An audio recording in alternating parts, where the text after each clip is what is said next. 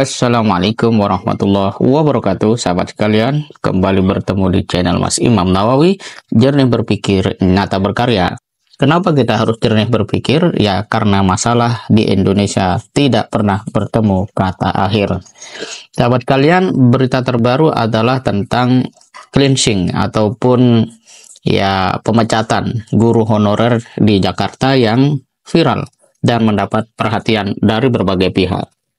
Kasus pemutusan kontrak ratusan guru honorer di Jakarta itu merupakan hal yang sangat disayangkan sekaligus disesalkan.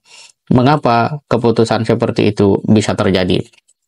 Pertama, ya tentu saja karena kita melihat bahwa secara psikologis dan sosial hal itu menjadi tekanan yang tidak biasa bagi para guru honorer.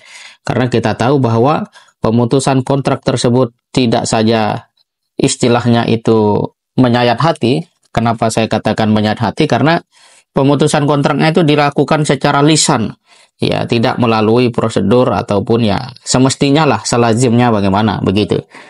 Dan ini menunjukkan bahwa kurang adanya transparansi dan profesionalisme dalam pengelolaan sumber daya manusia. Tetapi ini langsung memberikan dampak psikologis signifikan bagi para guru honorer. Stigma sosial, kehilangan penghasilan mendadak, dan rasa tidak aman secara ekonomi bisa meningkatkan stres dan mempengaruhi kesejahteraan mental mereka. Ini juga menimbulkan perasaan tidak dihargai dan tidak diakui atas kontribusi mereka dalam sektor pendidikan. Semestinya Dinas Pendidikan mampu menjangkau hal-hal seperti itu. Lebih jauh, sahabat kalian, pemecatan melalui proses yang tidak terdokumentasi dengan baik mencerminkan kekurangan dalam tata kelola yang baik. Kebijakan harus dilaksanakan dengan cara yang etis dan transparan untuk mempertahankan kepercayaan publik terhadap lembaga pendidikan. Apalagi guru honorer itu juga telah berdedikasi. Jadi pantas saja kalau kemudian lembaga hukum, lembaga bantuan hukum ya, LBH, memberikan perhatian dan tampaknya ingin menunjukkan adanya pelanggaran hukum dan hak asasi manusia yang mesti menjadi perhatian serius. Setiap kebijakan, terlebih yang berkaitan dengan pemutusan hubungan kerja, harus mematuhi hukum tenaga kerja yang berlaku dan menghormati hak asasi manusia. Kasus tersebut menunjukkan potensi kebutuhan untuk pengawasan yang lebih ketat atas kebijakan-kebijakan yang diimplementasikan oleh lembaga pemerintah dan merugikan sumber daya manusia, dalam hal ini adalah guru honorer. Meski pemerintah mengatakan bahwa guru yang dipecat itu bisa mengikuti PPPK, pegawai pemerintah dengan perjanjian kerja, sebagai jalan keluar menawarkan sedikit solusi, tetapi secara langsung ya itu tidak menyelesaikan masalah yang ada. Proses seleksi yang kompetitif dan potensi tidak mencukupi kebutuhan setiap guru menimbulkan kekhawatiran tentang ketidakpastian masa depan pekerjaan para guru ini. Ini juga memberikan sebuah kesan bahwa guru honorer dipimpong.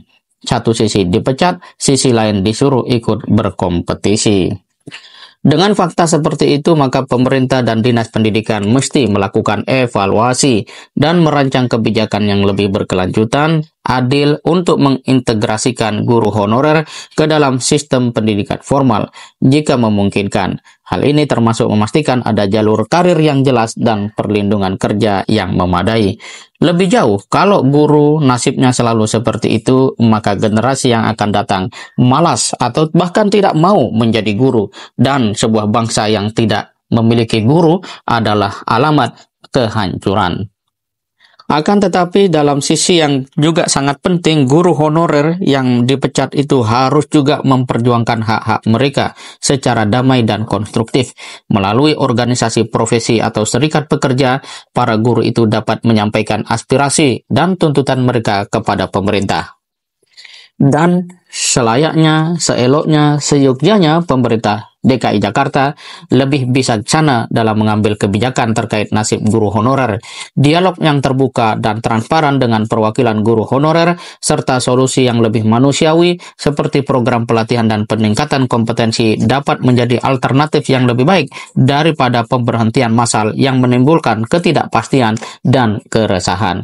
Sahabat sekalian, pada akhirnya kita bisa mengambil sebuah pelajaran bahwa kasus ini mengingatkan kita akan pentingnya menghargai dan melindungi hak-hak pekerja. Terlebih mereka adalah guru, terutama mereka yang berada di posisi yang sangat rentan, yakni guru honorer. Kebijakan publik seharusnya tidak hanya berorientasi pada efisiensi, tetapi juga pada keadilan dan kemanusiaan.